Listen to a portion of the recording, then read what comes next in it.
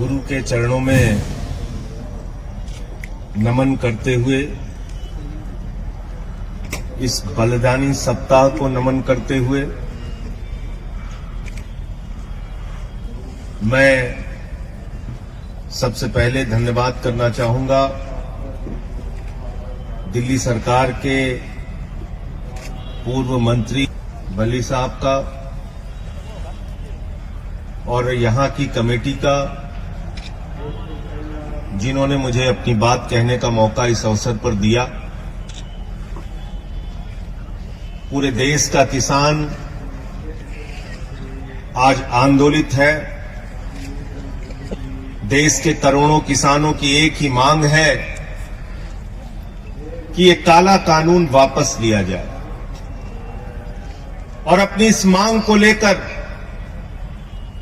पंजाब में, हरियाणा में, उत्तर प्रदेश में, राजस्थान में, कर्नाटक में, केरल में, तमिलनाडु में, बिहार में, पूरे हिंदुस्तान के अंदर लाखों लोग सड़कों पे उतरे। और पिछले कुछ महीनों से पंजाब और हरियाणा में तो सारा काम छोड़कर किसान सड़कों पर आंदोलन कर रहा है, सरकार से फरियाद कर रहा है, गुहार लगा रहा है, विनती कर रहा है कि इन काले कानूनों से हमें निजात दिलाइए, इन काले कानूनों को वापस लीजिए। लेकिन ऐसी क्या जिद है, ऐसी कौन सी मजबूरी है जिसकी वजह से मोदी जी की सरकार ये काला कानून वापस नहीं ले पा रही? और वो मजबूरी मैं आपको बताना चाहता हूं। जब पार्लियामेंट के अंदर ये बिल आया, ये काला कानून आया, मैंने उसी दिन कहा था ये कानून किसानों के हित में नहीं है, बल्कि ये कानून हिंदुस्तान के करोड़ों किसानों के डेथ वारंट पे मोदी सरकार ने साइन किया है, और इसलिए हम इसका विरोध करते हैं। और हमने पार्लियामेंट के अंदर माइक तोड़ा था, मुझे निलंबित कर दिया गया। पूरी की पूरी भारतीय जनता पार्टी ऊपर से लेकर नीचे तक रो रही थी। संजय सिंह ने तो माइक तोड़ दिया, संजय सिंह ने तो माइक तोड़ दिया। अरे आज तो तुम किसानों की हड्डियां तोड़ रहे हो। मुझे निलंबित किया गया तो तुम्हारी सरकार को भी निलंबित किया जाना चाहिए।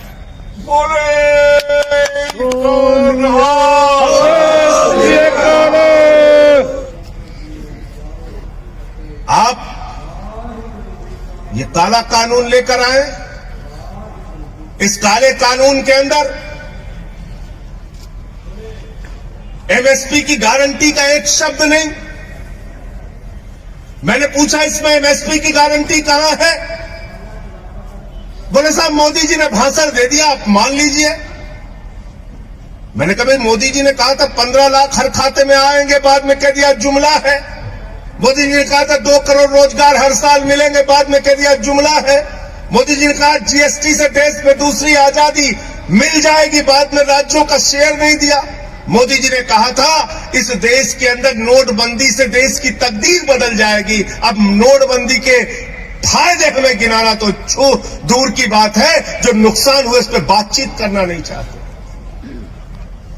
मोदी जी तो थाली के भी फायदे गिनवा देते हैं, ताली के भी गिनवा देते हैं। मोदी जी के भाषण से एमएसपी की गारंटी नहीं मिलेगी। अगर मुझे एमएसपी नहीं मिली, न्यूनतम समर्थन मूल्य नहीं मिला, तो महेंद्र गोयल जी अगर मैं किसी जज के सामने जाऊंगा तो जज साहब कहेंगे कानून में कहां लिखा है बताओ। और तब मैं अगर कहूंगा कि मोदी जी का भाषण जज साहब आपने नहीं सुना, तो वो हमारी याचिका लेंगे और उसको कूड़ेदान में डाल देंगे। कहेंगे कानून से एमएसपी मिलती है, भाषण से एमएसपी नहीं मिलती, भाषण से एमएसपी नहीं मिलती। दूसरा, आपने इस कानून के अंदर कॉन्ट्रैक्ट फार्मिंग की बात लिखती, यानी किसान को उसके ही खेत में पूंजीपतियों का गुलाम बना दिया जाएगा। इस कानून में आपने असीमित भंडारण की छूट दे दी। इसका मतलब हिंदुस्तान का कोई भी पूंजीपति अडानी और अंबानी सस्ते में किसान से गेहूं खरीदेगा, सस्ते में किसान से धान खरीदेगा, सस्ते में फल खरीदेगा, सस्ते में सब्जियां खरीदेगा और सबका भंडारण करके अपने बड़े बड़े कोल्ड स्टोरेज में रखेगा और जब बाजार में उसकी कमी आ जाएगी तो महंगे दामों पर हमको आपको बेचेगा। इस देश में जमाखोरी, कालाबाजारी और महंगाई को मोदी सरकार ने इस बिल के माध्यम से लीगलाइज करने का काम किया है, वैधता प्रदान करने का काम किया है।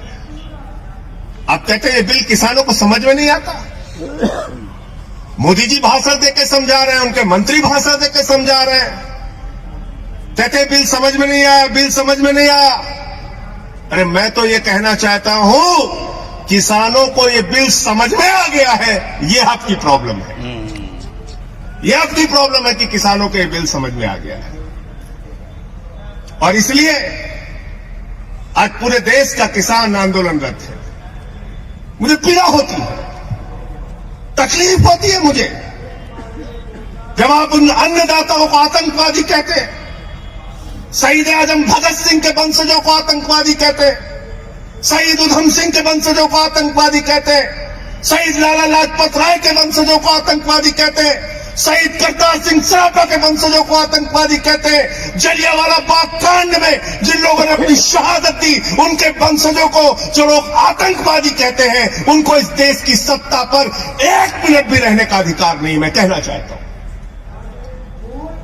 और इसलिए साथियों और दोस्तों, कल तो मोदी जी के सामने हम लोगों ने विरोध किया, हमारे साथी सांसद पंजाब के भगवंत मान जी ने जमकर विरोध किया और उनके बहरे कानों में आपकी आवाज पहुंचाने की कोशिश मैंने की। सदन चल रहा था तब भी की, सदन नहीं चल रहा है, सत्र नहीं बुलाया जा रहा है तब भी की और आगे भी करता रहूंगा, लड़ता रहूंगा आपके लिए, आपकी आवाज को उठाता रहूंगा, क्योंकि हमारे नेता अरविंद केजरीवाल जी ने साफ तौर पे कहा है आम आदमी पार्टी का एक एक कार्यकर्ता सड़क से लेकर संसद तक किसानों के मुद्दे पर उनके साथ रहेगा। लाठियां भी खानी हो, जेल भी जाना हो, आपकी सेवा भी करनी हो, एक कार्यकर्ता बनके, एक सेवादार बनके आपके साथ मजबूती से खड़ा रहेगा। और इसलिए मैं आप लोगों से निवेदन करने के लिए आया हूं, विनती करने के लिए आया हूं। बल्ली साहब यहां बैठे हैं, बहुत सारे संघर्षों में जेल भी जा चुके हैं, लाठियां भी खाई हैं इन्होंने गरीबों के लिए, मजदूरों के लिए। महेंद्र गोयल जी हमारे विधायक जी हैं, कई दिनों से लगातार यहां पे सक्रिय हमारे कार्यकर्ता हैं साहब। मैं आप लोगों से एक ही बात कहना चाहता हूं, आपके आंदोलन से पहली बार हिंदुस्तान की सरकार डरी हुई है, खलबलाई हुई है और इनको एक ना एक दिन, अब ज्यादा समय दूर नहीं है, मजबूर होना पड़ेगा, मजबूर होना पड़ेगा आपकी मांगों को पूरा करने के लिए। इस पूरे सप्ताह हम छोटे साहबजादों को नमन करके उनके सामने अपना उनके बलिदान को याद करते हैं, क्योंकि वो जो कौम है, सिख कौम, इसका इतिहास हिंदुस्तान की आजादी के आंदोलन से लेकर और उससे पहले हमारे गुरुओं की जो शिक्षा है वो बलिदान और त्याग की शिक्षा है, सेवा की शिक्षा है। देश में कहीं भुखमरी हो, सिख समुदाय के लोग सबसे आगे।